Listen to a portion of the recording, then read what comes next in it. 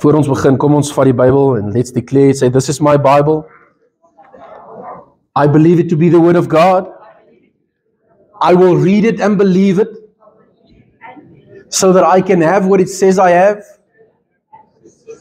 that I can do what it says I can do, and that I am who it says I am.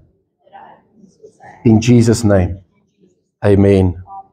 Amen. So we're going to read from Matthew chapter 5 and just verse 5.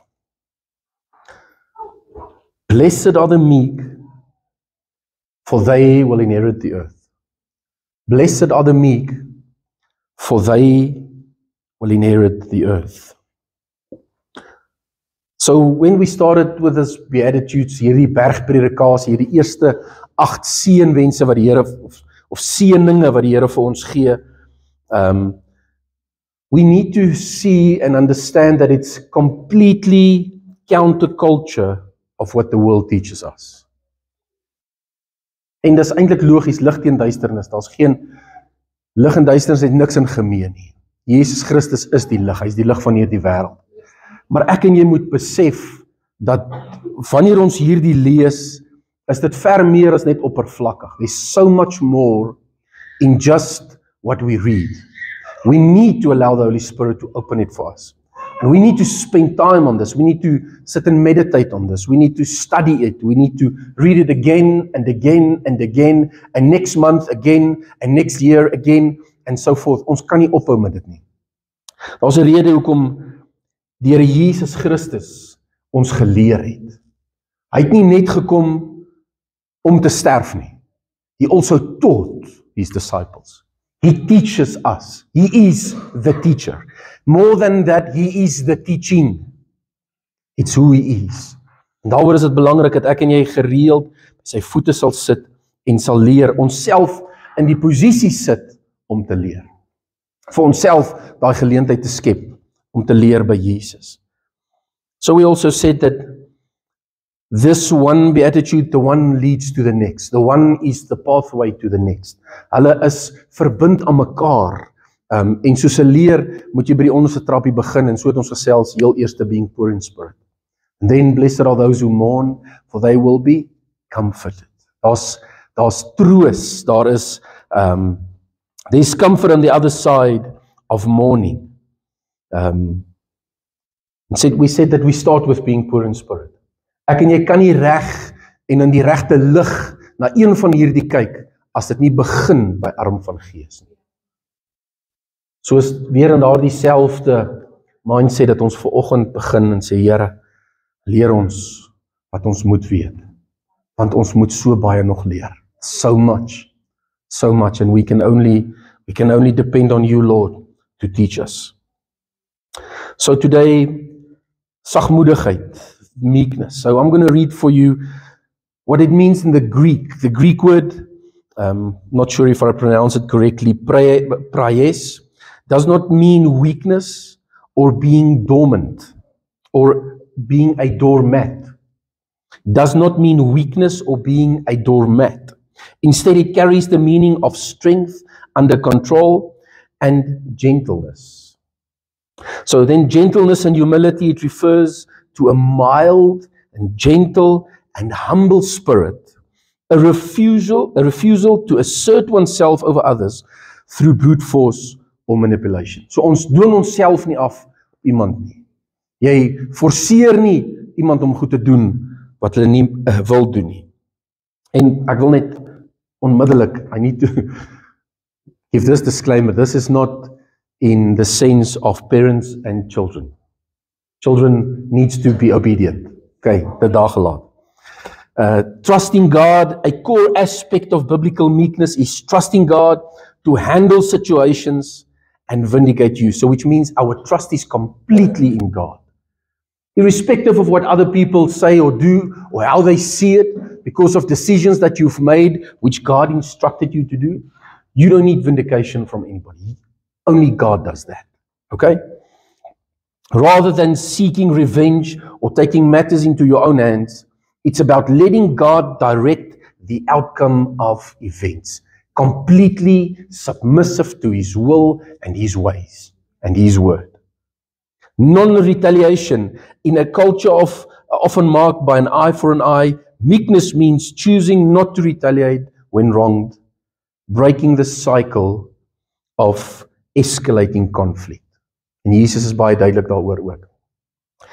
Patience and self-control. It involves having control over one's emotions, particularly anger and resentment. A meek person is slow to anger and quick to be pacified. Koel vinnig af. Showing patience in the face of adversity. It is also submission to God's will. It implies a willingness to accept and to submit to God's will and His desires. Putting oneself in second place for the good of others, rather than pursuing self-will or self-interest. So heeltemal is die fokus weg van self af, en dit gaan oor anders, dit gaan oor Jesus Christus. Righteous and responsiveness. So meekness is not passive, but an active choice to respond righteously with willing submissiveness and strong self-restraint. So essentially the meek are those who, despite having the power or right to assert themselves, choose to exercise self-control.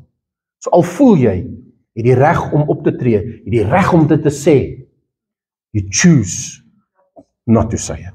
You choose not to do anything about it. Choose to exercise self-control and rely on God. Rely on God. En dis 'n moeilike een soms. Dit is maklik om te sê ek vertrou die Here. But when you feel that you need to stand up for yourself, then it's difficult to trust God.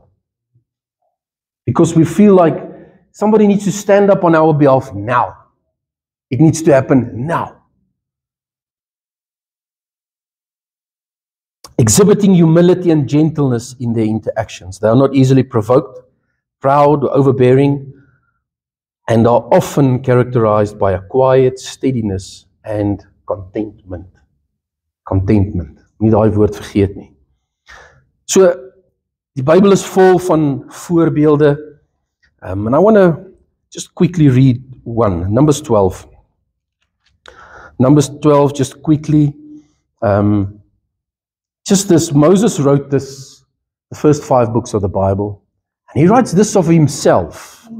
In verse 3, and just the background of this story is, Aaron and Miriam, his sister and brother, started speaking about the wife that he married. Begin gesels oor die vrou wie hy getrou het, 'n Ethiopiese vrou, ander kultuur. And quickly it escalated, and they asked one another, has the Lord spoken only through Moses? They asked. Hasn't He also spoken through us? And the Lord heard this. So hulle het begin skinder, bietjie gesels, heel onskuldig, family matters, en skielik oortree hulle die lyn. And they touching on something that they should not have. And God heard it.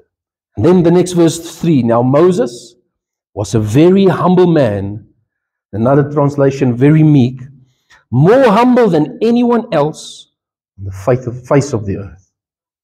So hier, op daai stadium was daar niemand soos Moses nie. Niemand so nederig soos hy nie. And his meekness was shown in the fact that he begged God and he prayed to God for the healing of his sister, although she trespassed against him. Dis nederigheid. Want terwyl hulle nog praat, en hoor hierdie vers 4, at once the Lord said to Moses, so toe hulle nog besig was om lekker te skinder daardie twee. At once the Lord said to Moses, and Aaron and Miriam, come out to the tent of meeting, the 3 of you. So onmiddellik staan die Here op vir Moses. En partykeer wil ons sê die Here moet dadelik vir ons opdra, maar hier lees ons, die Here doen dit onmiddellik. En die verhaal gaan so in Jesus, of die Vader praat, God praat met Moses en Aaron en Miriam, en hy sê vir hulle, as daar profetes onder die volk, praat ek met hulle deur drome, visioene en gesigte, maar nie met Moses nie. Dan praat ek van aangesig tot aangesig, soos 'n vriend. So die Here staan op vir Moses. En as gevolg van dit wat Aaron en Miriam gedoen het, is Miriam sy gestraf met melaatsheid. Die Bybel sê dat sy skielik melaats was, so wit so sneeu. Onmiddellik. En Aaron vra asseblief Moses, bid die Here, hy sal genees, en Moses doen dit. En Miriam moes aan die buitekant van die kamp wees vir 7 dae, en toe sy genees, kon sy terugkom. Maar dis die punt wat ek wil maak oor Moses, the meekest man on the face of the earth. He was wronged, hulle het hom beskinder, but yet he prays, Lord, please heal her. That's meekness. Jesus Christus is seker die beste voorbeeld. Terwyl hulle besig is om hom te vermoor, sê hy, Vader, vergewe hulle. Hulle weet nie wat hulle doen nie. That's the perfect example of meekness. It is exercising God's strength while submitting to His control. That's meekness. It is the ability to demonstrate power without undue harshness. Was dit vir Jesus moontlik? Was dit binne sy bereik om duisende engele tot sy hulp te roep onmiddellik en om van die kruis af te haal? Was dit binne sy bereik? Was dit vir hom moontlik? Verseker was dit vir hom moontlik. Did he do it? No, he didn't. Because he knew God's plan. He was submissive to the plan of God, submitting to God's control. That is the ultimate. That is meekness. Meekness is a blend of gentleness and strength. Gentleness and strength. Being able to do something, but not doing it. Not forcing it on people. A hard heart is actually a weak heart. What I want to say with this is, ons harte is verhard deur hierdie wêreld, deur gebeure, deur dinge, deur mense, deur sonde, deur die vyand, deur al die dinge word ons hart verhard. En net fisies, glas is baie hard. Glas is baie hard. Dis die rede hoekom glas maklik breek as dit val. But the minute there's pliability, the minute there's more softness in an item, let's say plastic that doesn't break that easy. You can bend it, you can mold it, you can do, so it lasts longer. En dis presies met ons harte, wanneer my en jou hart sag is, when it's bendable, when we can read the word of God and we can allow it to speak to us, and we can bend and we can allow God to move within us. That's where we need to be. That's where we need to be. Is die rede hoekom die Here sê dat ons harde harte van klip moet vervang word met 'n hart van vlees. A soft heart is pliable and it bends. And when we're aware of our own weaknesses, we will be less likely to point it out in others. That's being poor in spirit. Bewus van ons eie tekortkoming, bewus van ons eie inability to do and to act and to come before the Father except through the Holy Spirit. Wanneer ek en jy bewus is van dit, dan wys ons dit nie so maklik uit in ander mense se lewe nie. Dan is die balk in jou eie oog massive in vergelyking met die splinter in iemand anders te sien. In my opinion, a lack of meekness is a direct result of a lack in being poor in spirit and a lack of mourning over our sins. Dit begin by poor in spirit. Begin dat ek en jy arm van gees sal wees en dat ons werklik ons sonde sal bely voor die Vader. Then meekness will be the result. Mourning over your sin, it puts in perspective your position relative to God's. Dit bring my en jou net, kan ek sê, terug aarde toe, ekskuus vir die uitdrukking. Dit maak dat ek en jy net besef waar ek en jy is in vergelyking met die grootheid van God. We are but dust. Ek en jy is gevorm uit stof uit. En ons het te doen met 'n heilige God, 'n almagtige God. It brings meekness, and then your heart becomes soft. A lack of meekness causes you to blame everything and anything else around you except yourself. Meek people are aware of their own process. They are aware of the fact that God is still working on them. God is still molding them, but they're not using it as an excuse. They're not using it as an excuse. Ons sê partykeer so maklik, ek is maar net mens. Dis die waarheid. Maar ek en jy moet dit nie dra as 'n badge of honor nie. Ek en jy moet so bewus wees van die feit dat ons in proses is, dat die Here besig is met ons, en dan moet ons die Here so dankbaar wees dat hy aanhou in ons werk. And we must allow him to work in us. It's one thing to say that God is still working in me, and there's so much that God still needs to do, but are you actually allowing him to do it? Skep jy tyd vir die Here om dit te doen? Kyk jy actually wanneer jy die woord lees jy werklik met intent? Do we read with an intent? To look in the mirror and see, but this is what Jesus should look like. Am I looking like that? Lyk ek soos Jesus?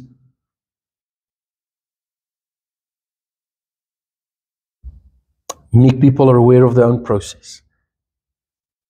You are also only focused on your own process rather than the process of others. If you are meek.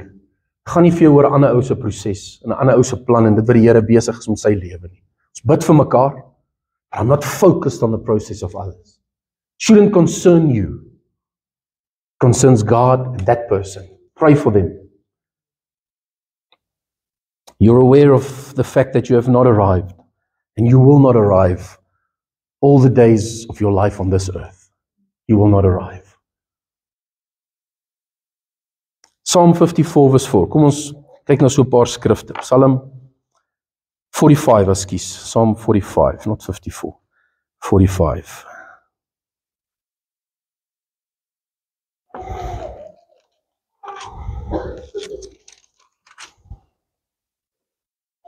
Verse 4.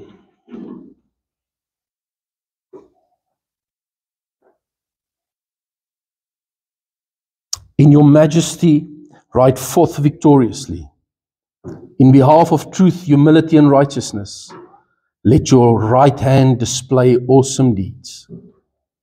In your majesty, ride forth victoriously. In behalf of truth, humility, ander vertaling sal sê meekness, and righteousness, let your right hand display awesome deeds. Humility is connected to God's majesty. Isaiah 66 verse 2. Kom ons blaai Jesaja 66.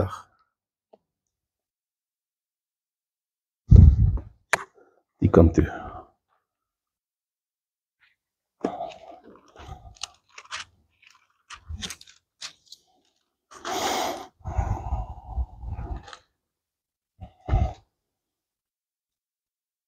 Has not my hand made all these things?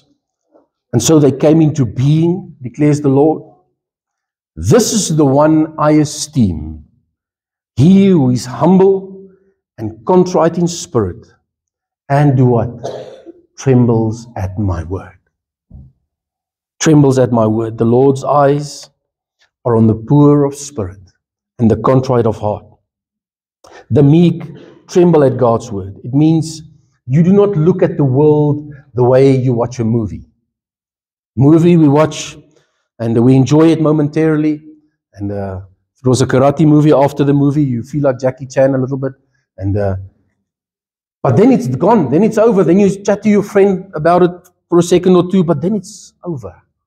When you and I read the word of God, we must allow it to enter deep into our hearts. We must allow it to be the scalpel that it is. We must allow it to be the sword, the spirit which it is, to cut away at whatever needs to be gone, to cut away whatever is not Christ-likeness. We need to look at the word with intent. We need to allow it to cut us and do what it says. Obedience is major. We say it often, and we must say it again and again and again. Ek en jy moet herinner word daaraan. Gehoorsaamheid is groot vir die Here. This is the recipe to holiness, the recipe to be set apart. Die woord van die Here. 1 Petrus 3 vers 4. Ons blaai gou 1 Petrus 3 vers 4. Is hy nog hier? Nou Hebreërs, Jakobus en dan 1 Petrus.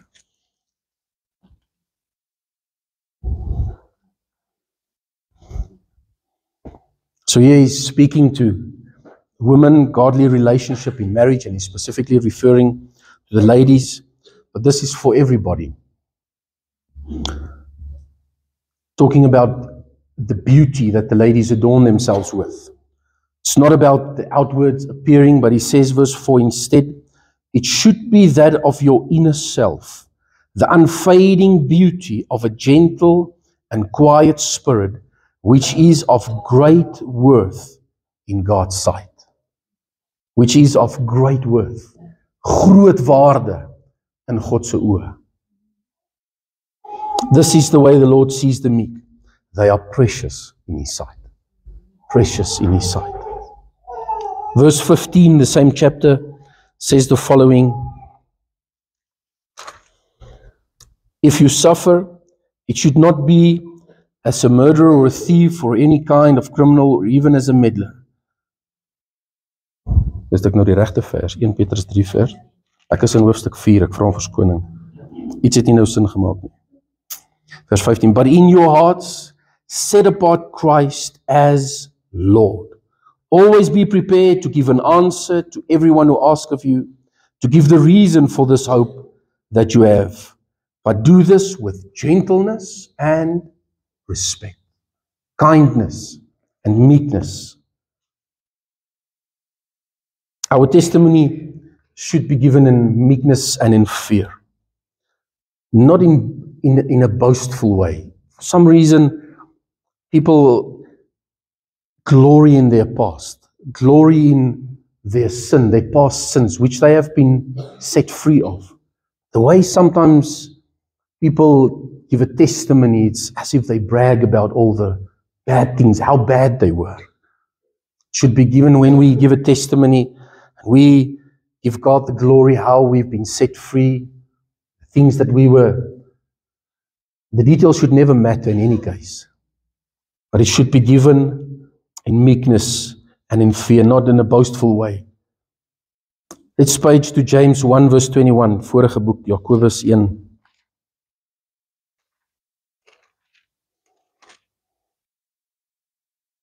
Verse 21. Therefore, get rid of all moral filth and the evil that is so prevalent, and humbly and in meekness accept the word planted in you, which can save you, which are able to save you. And right here, I believe, is a big issue why a lot of people do not receive the word of God. We hear it, and for some reason we feel we're convicted, we should do what it says. We don't receive it properly in this the soil that should be prepared, this fertile soil, and allow it to bear fruit. It's because we do not receive it in meekness. I believe it's one of the big issues why so many Christians struggle with so many things. Attitude of the heart. You cannot receive the word if it's not in meekness. Because the implanted word is able to do what? To save your soul. It is able to save us. The meek heart receives the word in whichever form it receives it. Of ek en jy dit op die radio hoor, of ons dit in 'n liedjie hoor, of ons dit hoor by iemand, deur iemand, of Sondag in die kerk, of op 'n preek, the meek heart receives the word of God. And it's always hy's altyd bewus van die geleentheid om die woord te ontvang. Hy's altyd, the receptors are out there. They're always receiving. Hoe kan ek sê, soos 'n selfoon wat se sein, daai sein is altyd gereed om 'n oproep te ontvang. Is dit nie so nie? And that is the way our heart should be. Always receptive, always ready to receive the word of God. And it recognizes it the minute it hears it. And it accepts it. Whether it cuts you little by little, whether it blows up your known or your preferred or your comfortable life, in order to set it in tune with God's word, it accepts it. Want partykeer die goeders wat die Here vir ons wys, is klein goedjies wat ons moet verander of los of anders te doen.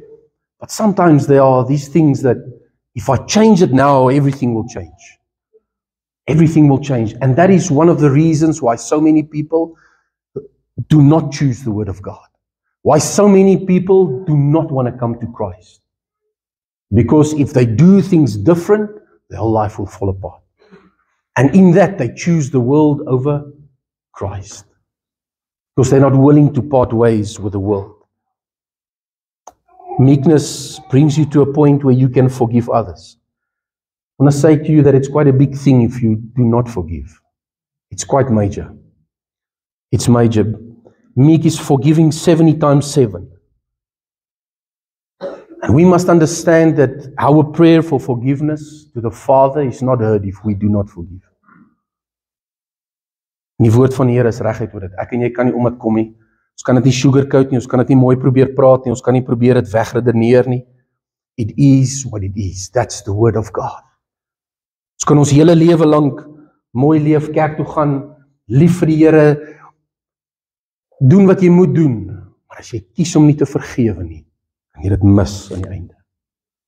Because if we do not forgive, Father in heaven will not be able to forgive us. That's the scripture. We need to forgive.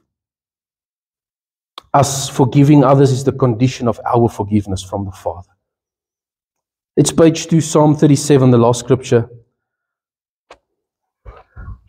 Psalm 37.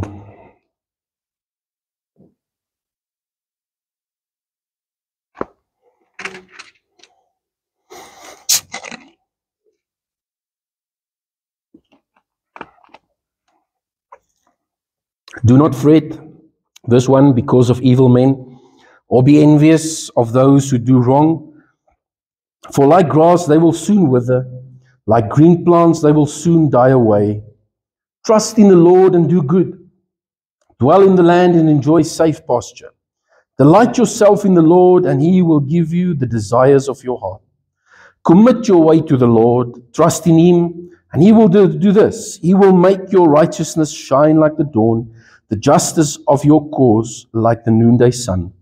Be still before the Lord and wait patiently for Him. Do not fret when men succeed in their ways, when they carry out their wicked schemes. Refrain from anger and turn from wrath. Do not fret it, do not fear it. It leads only to evil, for evil men will be cut off. But those who hope in the Lord will inherit the land. A little while, and the wicked will be no more. Though you look for them, they will not be found. But the meek will inherit the earth and enjoy great peace. Net tot sover.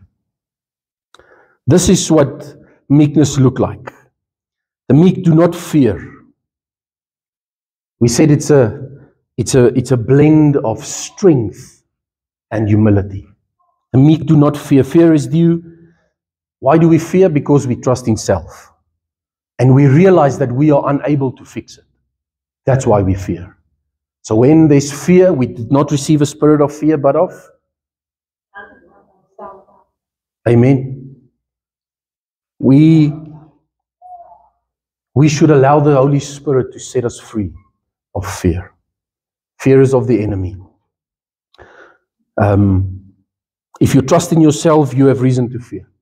But when your trust is completely and wholeheartedly in the Lord, there should be no fear.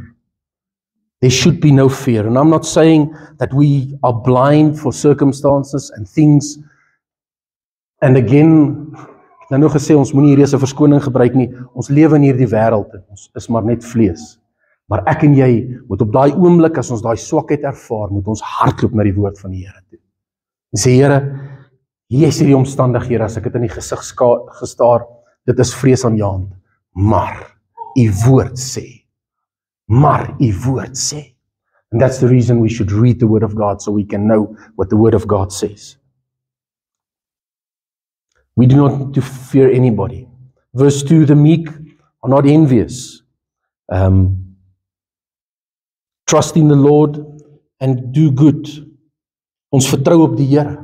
Ons vertroue is in Hom en nie dit gaan ons nie aan wat ander mense het nie.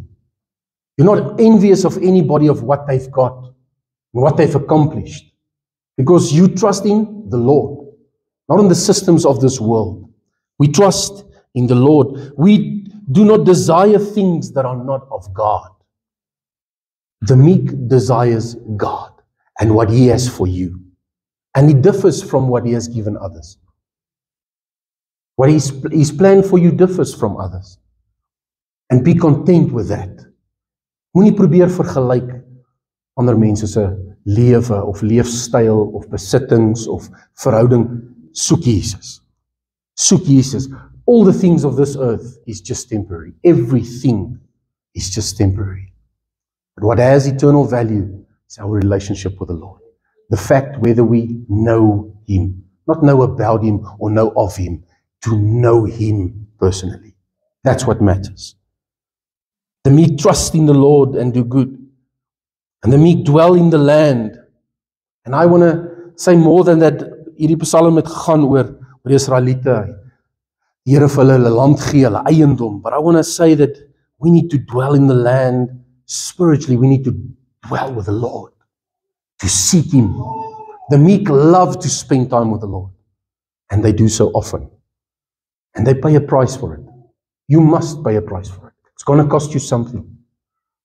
It's going to cost you something, but it's so worth it. They feed on His faithfulness. His goodness and faithfulness is food to the meek. Verse 4, the meek are delightful and they are happy. Delight yourself in the Lord, and He will give you the desires of your heart. So we delight in the Lord. We delight in His presence. The world gives plenty of opportunity not to be delighted. As ek en jy net bietjie die nuus aansit, is daar rede vir depressiwiteit in oomblikke. But we need to delight ourselves in the Lord, not in the things of this world. And our desires should line up with His desires. Our heart should line up with His. And we only know what His heart is once we get to know Him, once we read. So verse 5, the meek are committed to the Lord's ways. Commit your way to the Lord. Trust in Him. Trust in Him. Sometimes it's difficult to do the right thing. Sometimes we want to go the easy way. That which we are accustomed to. Dit wat vir ons makliker kom, is nie noodwendig die regte way nie. Maak seker, ons soek die wil van die Here. We are committed to the Lord's ways, not our own ways or the ways of this world. Verse 6, He will make your righteousness shine like dawn, the justice of your cause will shine like the noonday sun. His justice will flow through your life. His justice, not yours. His justice. Meekness releases the justice of God in your life. Verse 7, the meek are still. They rest in the Lord. How is it possible to rest in this crazy world that we live in? In Jesus, it is possible to rest. And a scenario or a story that comes to mind quickly is Jesus in the middle of the storm fell asleep in the stern of the boat. Crazy storm, the disciples had a rough time. Hulle vrees vir hulle lewe en Jesus rustig slaap. Dit is die vrede van die Here. Te midde van storms, dit sê nie ons sien nie die storm om ons nie. Dit sê nie ons is nie bewus van dit wat om ons aangaan nie. Ons is bewus daarvan. Ons is reg in die middel van dit. Maar ons het vrede en ons het rus, want Jesus is dit. Jesus is in dit. Hy is die uitkoms. Amen. When we hold on, the meek know that the will of God is to hold on to the Son. We hold on to Jesus. When we hold on to Him, He will take us where we need to be. Not necessarily where you want to go. When we hold on to Him, He takes us where we need to be. That is completely trusting in Him, committing our ways to Him. Say, Lord, whatever, whenever, it's your will. And I'm happy with it. I'm content with it. Verse 8, the meek refrain from anger, and he turns from wrath. Refrain from anger, turns from wrath. It does not mean that we are not allowed to get angry. We should. There's many things that anger us, but we should not have anger have its way. That's what that means. Jesus het ook kwaad geword. Heilige woede gehad vir dit wat gebeur het in die tempel. But we should not have anger have its way in our lives. And we should turn from wrath. What is wrath? To punish. It's not our job. It's not our job. Turn from it. Lastly, those who hope in the Lord, they will inherit the land. Verse 11. They will inherit the land. What does that mean? It is definitely not this earth. It is definitely not in this dispensation. It is in the age to come, where we will reign with Christ, if we overcome. If we overcome. Daar's 'n groot if. Ek en jy moet seker maak. Die laaste skrifgie wat ek vir julle wil gee, om af te sluit. Jesus sê in Matteus 11, "Take my yoke upon you and learn from me. Take my yoke upon you and learn from me, for I am gentle, I am meek and humble in heart, and you will find rest for your souls, for my yoke is easy and my burden is light." So maybe we've listened to being poor in spirit, being responsible to mourn over our sins, to get to that position, and maybe look at the sermon today, blessed are the meek. We hear about what meekness is, and we are aware of our own shortcomings, and it feels like this is too much for me. I can't get to it. Jesus says his yoke is easy and his burden is light. I would rather spend time on this. I would rather allow the Word of God to change me, because we cannot change ourselves. We need to allow the Word of God to change us through the Holy Spirit. That's why it's so important. We cannot neglect the ministry of the Holy Spirit. Thursday night we will quickly touch on it, and again then on Pentecost next Sunday, not the Sunday coming, the next Sunday, about the Holy Spirit. You cannot neglect the ministry of the Holy Spirit. None of this will be possible if you do not allow the Spirit of God to work through you. Why? Because He is the helper. He is the helper. We need Him. Amen. Let's close our eyes. Heavenly Father, we thank you for your word. Thank you, Holy Spirit, that you are the teacher. Thank you that you make the letter alive unto us. Thank you that you are the helper. Lord, I pray that you would continue to remind us about your word. Help us, Lord, to live this. We are aware that out of ourselves we cannot do it. We need you, Jesus. Please help us, Lord. We know that this is the process that we are in, so that at the end we can be like Jesus, that we can be a pure bride which you are coming for. Help us, Jesus, we need you. In your name we pray, amen and amen.